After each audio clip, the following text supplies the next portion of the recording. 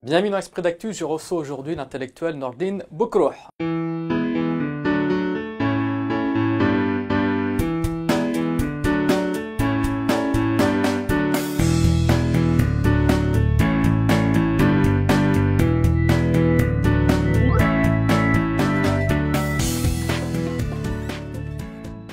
Bienvenue Nordine Boukrouh, merci d'avoir accepté notre invitation. Alors faut-il encore vous présenter? Vous êtes un intellectuel algérien connu, particulièrement connu. Vous êtes également disciple de Malek Bennabi. Vous êtes auteur de plusieurs ouvrages. Vous avez également créé un parti politique en Algérie en 1989, le PRA, Parti du Renouveau Algérien. Vous avez été également ministre de 1999 à 2005. Donc vous connaissez parfaitement le système politique algérien. Sur le système politique algérien, justement, vous dites que, vous le définissez comme étant avant tout une mentalité, une assabiya, un clan, un compagnonnage. Oui, j'entends par ces expressions qui se complètent un pouvoir qui s'est constitué dans des conditions révolutionnaires pendant la révolution, pendant la guerre d'Algérie. La génération qui a encadré, qui a animé cette révolution est aujourd'hui encore au pouvoir. Donc parler de compagnonnage, je crois que ça convient. Donc c'est une même génération, c'est une même façon de regarder les choses, c'est une asabia, c'est-à-dire qu'il y a des intérêts communs entre la partie civile et la partie militaire de ce pouvoir. Voilà ce que j'entendais par ces qualificatifs. Alors vous avez été ministre sous Bouteflika, vous avez occupé différents postes, des postes économiques de 1999 à 2005. Justement, votre passage au gouvernement, que vous a-t-il appris par rapport au système de fonctionnement, par rapport à la prise de décision? Oui, je suis rentré au gouvernement fin 99. C'était le premier gouvernement formé par M. Bouteflika. À l'époque, le Bouteflika apparaissait sous un autre jour que celui qu'on lui connaît aujourd'hui. C'était un homme qui promettait le changement, qui promettait le renouveau. C'est un homme qui disait qu'il allait préparer la relève générationnelle, qu'il allait engager l'Algérie dans l'état de droit. Malheureusement, ces promesses n'ont pas été tenues. Parce que justement, ce qu'on prenait pour un système politique, c'est-à-dire un ensemble d'éléments, de rouages, de fonctions, d'institutions, allait, dans son fonctionnement, converger vers des buts. Les buts proclamés par Bouteflika à l'époque, c'était réformer l'État, réformer l'économie, réformer la justice. Les rapports ont été faits, leurs conclusions ont été déposées au niveau de la prise de décision. La prise de décision est située autour du président, au niveau du président de la République. Il n'a décidé de rien du tout. Il n'y a eu ni réforme de l'État, ni de la justice, ni de l'école, de l'éducation. Pour quelle raison exactement? Pour quelle raison? Parce que le pouvoir en Algérie est concentré entre les mains de la phase terminale de la pyramide, au niveau le plus supérieur, sans partage. C'est le président qui tranche, c'est le président qui arbitre, c'est lui qui décide ou ne décide pas. En tout cas, tout remonte vers lui, et là, la décision est prise, et souvent n'est pas prise en fonction de ce que le président estime être convergent avec ses propres intérêts. J'entends par intérêt, c'est-à-dire sa pérennité. Quelles sont les mesures qu'il doit prendre pour ne pas justement se mettre en difficulté par rapport à l'opinion publique, par rapport à la société, au peuple. Donc les mesures qui fâchent, il ne les prend pas. Les mesures qui demandent une mobilisation de la société, il n'en veut pas. Donc voilà, c'est un pouvoir qui est organisé sur l'idée que le président décide, la société profite des largesses qu'il peut consentir en sa direction. Et voilà, pour acheter la paix sociale notamment? Notamment, la tranquillité pour que le président puisse régner, puisse gouverner tranquillement, sans contestation. Quand la manne est importante, elle est distribuée. Quand elle est restreinte, elle va à l'essentiel. Et puis voilà, donc ce n'est pas un système politique rationnel fondé sur l'idée d'institution, mais sur l'idée de la pérennité des détenteurs du pouvoir. Alors vous aviez piloté à l'époque le dossier d'adhésion de l'Algérie à l'OMC, l'Organisation mondiale du commerce. Pourquoi ce dossier a-t-il échoué? Il a échoué parce que, à l'époque, au bout de 3 années, l'Algérie approchait du moment de l'adhésion. Et à ce moment-là, il y avait des implications. La situation de l'Algérie avait changé nous sommes en 2004-2005, les recettes de l'Algérie, les recettes qui proviennent des hydrocarbures s'étaient améliorées. Le pouvoir ne veut absolument pas que des engagements pris envers la communauté internationale puissent restreindre sa marge de manœuvre en Algérie. Le refus de l'Algérie de rejoindre l'OMC ou tout autre regroupement économique, l'Algérie est un des rares pays au monde à être complètement isolée. Elle n'appartient à aucun regroupement économique. Parce que quand vous avez des engagements internationaux, vous devez y souscrire, vous devez respecter les règles et les appliquer sur la base de la réciprocité.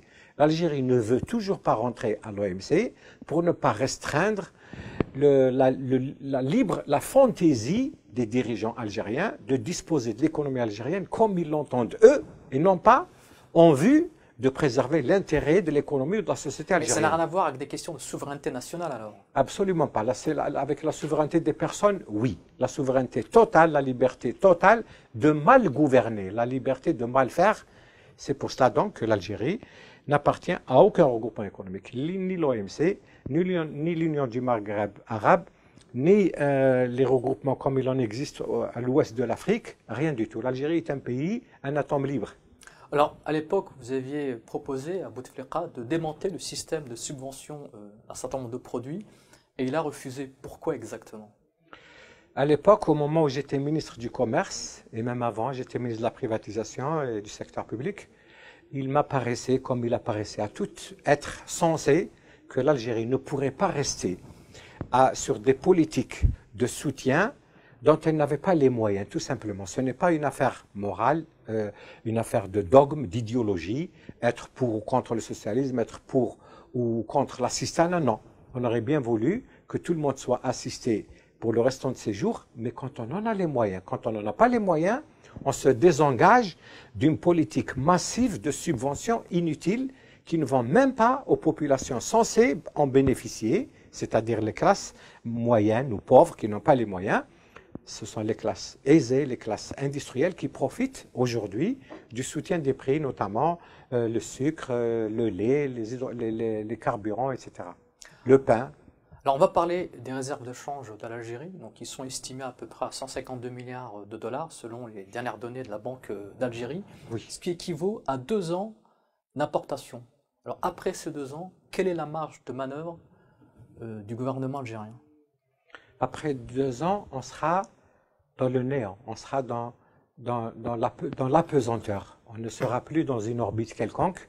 On ne sait pas ce qu'il adviendra de l'Algérie le jour où elle aura épuisé ses réserves de change, parce que comme vous l'avez dit, il nous faut à peu près 70 à 80 milliards de dollars pour que l'Algérie fonctionne, pour que l'outil de production puisse être alimenté en input, pour que les besoins alimentaires soient couverts, pour que les besoins médicaux soient satisfaits. Il faut en tout, grosso modo, 70 à 80 milliards de dollars par an. On ne les a pas. Actuellement, l'Algérie encaisse à peu près 15 milliards de dollars. Et un déficit donc de 65 milliards de dollars.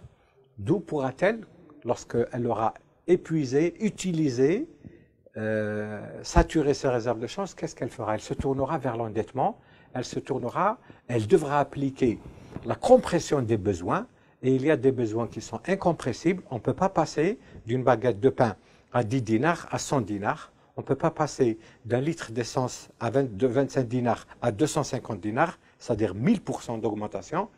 Ça sera l'inconnu. Nous rentrerons dans 2 ans dans l'ère de l'inconnu. Alors, une question sur le peuple algérien. Sur le peuple algérien, vous dites, je vous cite, les Algériens sont très bons, pris séparément. C'est ensemble qu'ils deviennent mauvais. Oui, j'entends par là que leur fonctionnalité se réduit en termes de rendement, en termes de convergence vers l'intérêt commun. Les Algériens actuellement profitent comme ils peuvent de la situation ou bien essayent de subir le moins possible les contraintes imposées par la situation politique actuelle qui est absurde, un président absent, alors qu'on disait en entrée de discussion que tous les pouvoirs étaient concentrés au niveau du président. Lequel président n'est plus apparent, n'est plus fonctionnel, ne peut pas assumer ses fonctions. Donc aucune décision ne se prend. On est là à volo, on essaye, c'est-à-dire de tenir le coup en attendant la fameuse rencontre, le fameux rendez-vous avec l'inconnu. Donc les Algériens se débrouillent comme ils peuvent. Les Algériens refusent, en gros, par exemple, de s'organiser en société civile.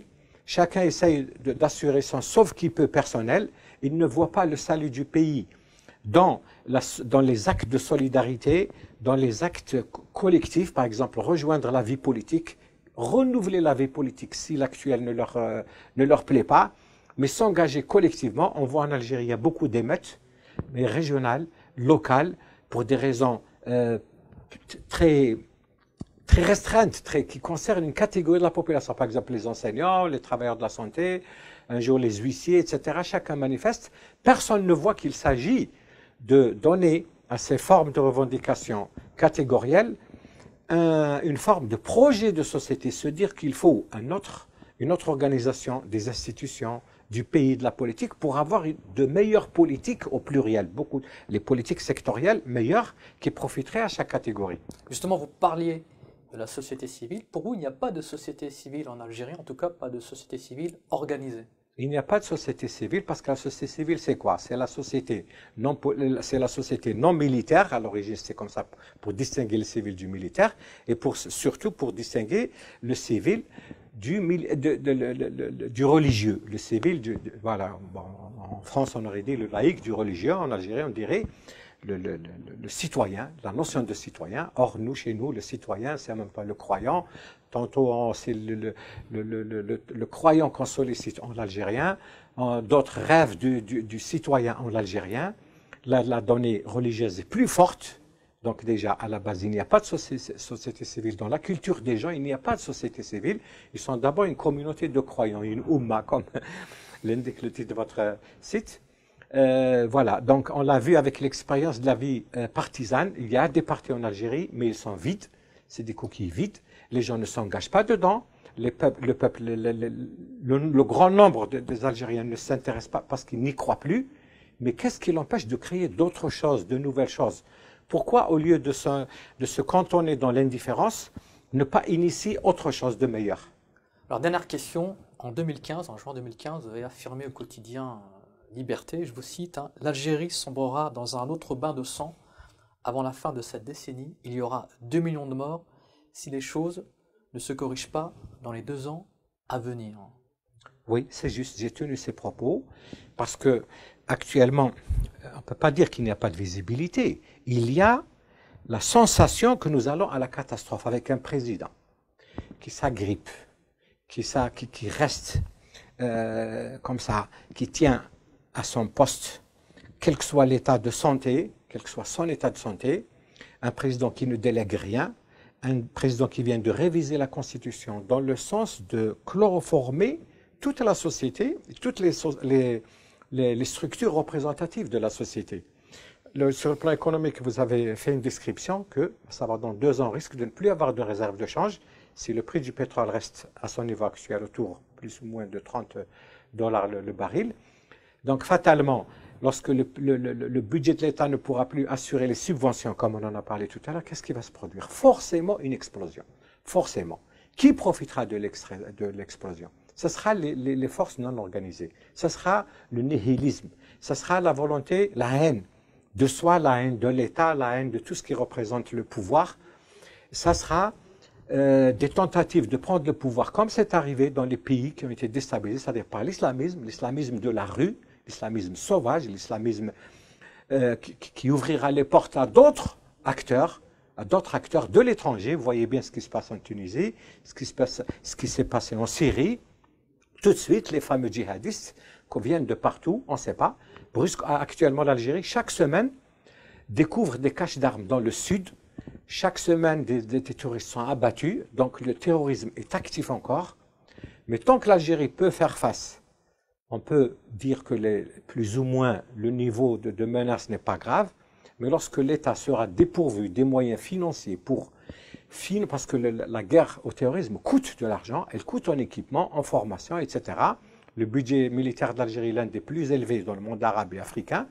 Donc imaginez lorsque l'Algérie n'aura plus les moyens de faire face à ce qu'on appelle chez nous le terrorisme résiduel, lorsqu'elle ne pourra pas avoir tout ce qu'il faudra pour contrer les nouveaux dangers qui viendront. Parce que Daesh, quand il sera il sera chassé de Syrie, il devra bien aller quelque part. Le djihadisme est une tendance lourde, durable, qui est internationale, qui ira là où les portes s'ouvriront. Et l'Algérie, c'est demain, pour des causes économiques, elle s'effondrera, ou des causes politiques. Parce que nous avons vu, il y a quelques jours, toute cette ambiance faite qui est née de la fameuse photo montrée par M. Valls sur son site d'un Bouteflika qui est absolument incapable à le voir, de tenir encore le coup pendant 3 ans. L'Algérie est sommée de trouver une solution politique à ce problème le plus vite possible. Merci à vous, Nordine Bokrouh. Donc à très bientôt pour un autre numéro de l'Esprit d'Actu.